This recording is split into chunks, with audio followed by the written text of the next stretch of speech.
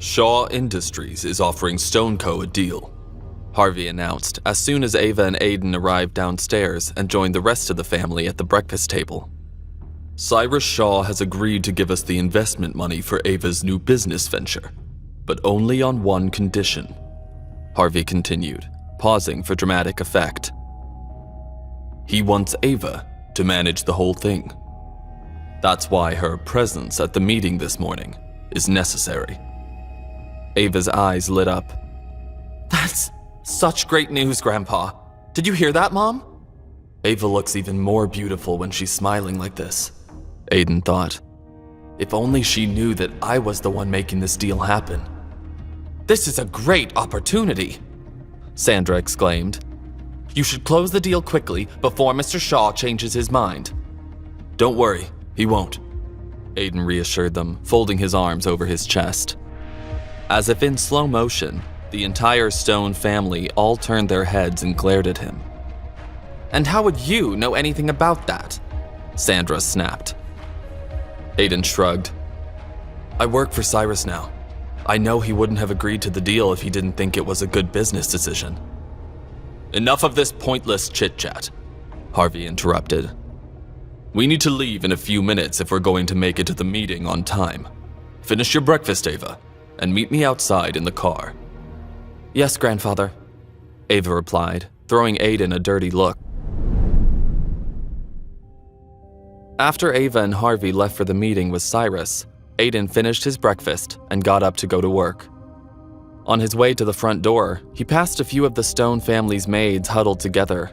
They didn't look at him directly, but he could hear them gossiping about him. Look at that expensive suit he's wearing. I bet his wife bought it for him. How embarrassing, he heard them giggle.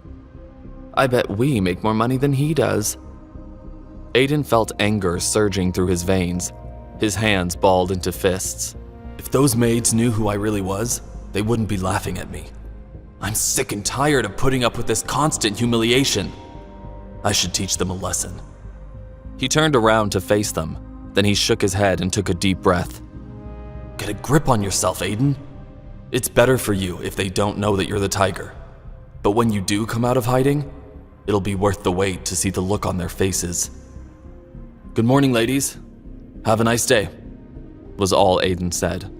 Then he turned on his heel and walked out the door. When Aiden arrived at SafeTech that morning, his phone pinged with a message from Lara. Good morning, Aiden. I'm sending one of my men to pick you up at 1 o'clock. See you soon. Aiden chuckled to himself, then quickly texted back. Okay, see you then.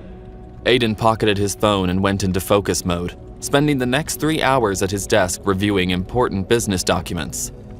His upcoming meeting with Lara loomed large in the back of his mind.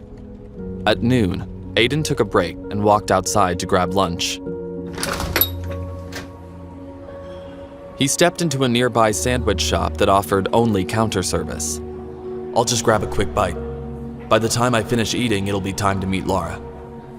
As he was waiting in line for his turn at the register, he heard a woman's familiar voice behind him. You really are moving up in the world, aren't you, Aiden? I remember back in high school when you couldn't afford to eat anything but soda crackers for breakfast, lunch, and dinner. Aiden turned around slowly and saw his old classmate Kiki standing behind him with a huge smirk on her face. The customers standing next to her in line giggled. Aiden sighed. Hello, Kiki. Nice to see you. Have a nice day. He turned back toward the counter, hoping Kiki would take the hint and leave him alone. But her failure to get a reaction from him only seemed to make her try harder. What are you doing here? She asked, pushing her way to the front of the line to stand next to him. Are you delivering orders for this restaurant? I work near here, in an office building, Aiden corrected. Kiki looked surprised, even though Aiden already told her that the last time they ran into each other. Oh, who are you here with? No one. I'm here alone, Aiden replied. Don't worry, I'll eat with you. She invited herself to join him, as if she were doing him a favor. Aiden shook his head. That's really not necessary. I insist, Kiki interrupted. We're old friends, after all. After they placed their orders, Kiki followed Aiden to his table and sat down across from him, studying him closely. So, you said you work near here? Aiden nodded and took a bite of his sandwich. What is it that you do again? She continued. I'm just an office worker, Aiden replied nonchalantly with a wave of his hand. No big deal. Kiki arched an eyebrow. If you have such an unimportant job, how did you afford to take us all out the other night? That meal was super expensive. Aiden didn't answer. He took another bite of his sandwich, and when he finished chewing, he looked up at her calmly. What about you?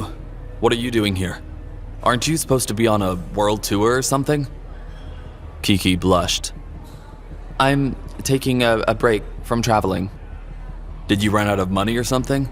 Aiden teased. Even if I did, I'd still be better off than you, Kiki snarled. Aiden popped a potato chip into his mouth and crunched it loudly. I hope you weren't making that whole trip up just to impress everyone the other night. Kiki's eyes flashed with anger. How dare you say that?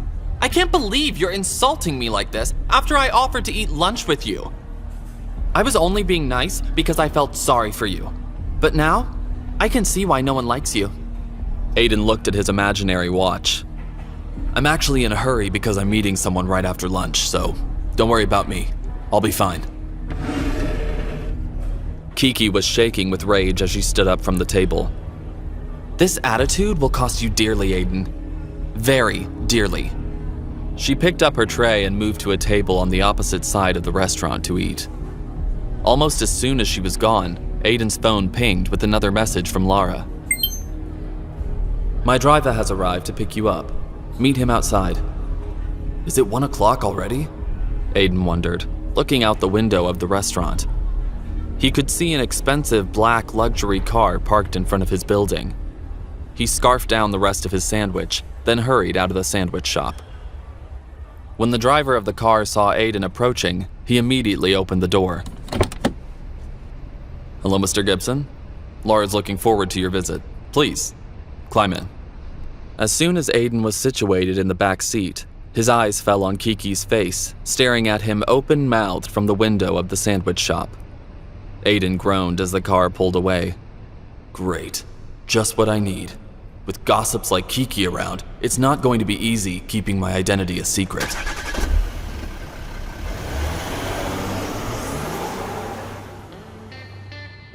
As soon as the driver pulled into the gated driveway of Lara's mansion, it became clear to Aiden how rich she was. The sprawling lawns and gardens made her estate feel like a tropical paradise. At the center of it all stood a stately villa. The driver pulled around the circular driveway and parked in front of the main entrance. I can't believe Lara lives like this. But if she's this rich, that means I'm even richer, Aiden thought. Ready to go inside, Mr. Gibson? The driver asked as he held open the car door. Aiden nodded, and the driver led him inside. They entered an enormous room with high ceilings. Aiden looked around in amazement at the chandeliers, the carpets, the paintings hanging on the walls, the craftsmanship on the pillars. Everything here is exquisite, Aiden thought. Just like Lara. A door at the back of the room opened, and 3 women came out of it. They walked up to Aiden and smiled at him. Welcome, Mr. Gibson. Come with us, said one of the women. Aiden left the driver behind and followed them. After they had been walking for some time, one of the women opened a door and signaled Aiden to go inside. As soon as he walked in, his eyes met Lara's.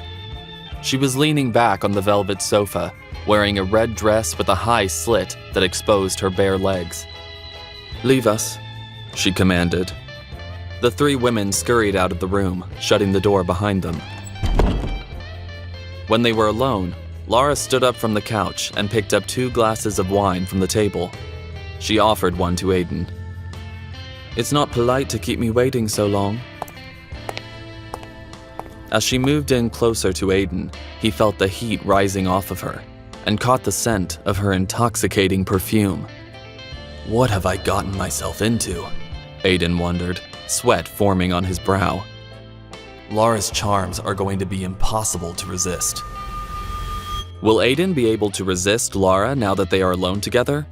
Who will Kiki tell what Aiden was doing at the restaurant? And what will happen when Ava goes to meet Cyrus? To listen to the full audio series, install the Pocket FM app now.